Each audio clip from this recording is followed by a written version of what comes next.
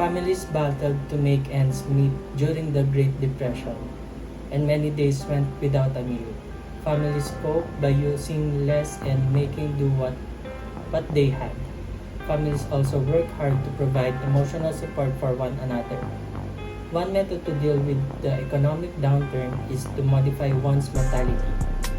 Unemployment was a huge issue during the Great Depression. There were no jobs, and if you did find a job, it was not paying as well. So people had to change their spending patterns.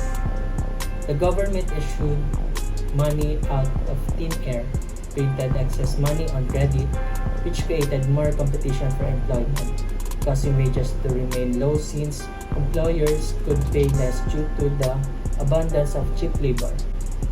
This made it particularly difficult for individuals who had savings or needed loans, as decreasing salaries left them with insufficient funds for any form of expenditures or purchases.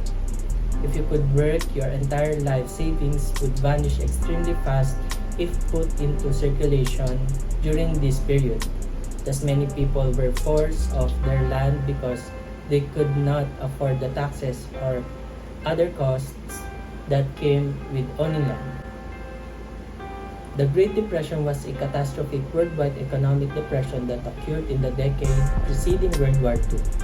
The Great Depression began in most countries in 1929 and lasted until the late 1930s or early 40s.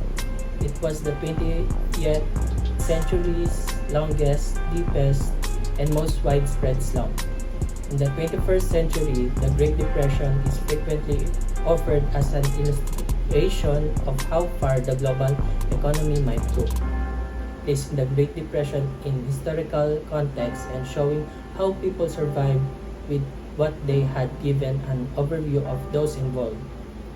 This will help students realize the need of preparedness and planning throughout a professional and personal crisis.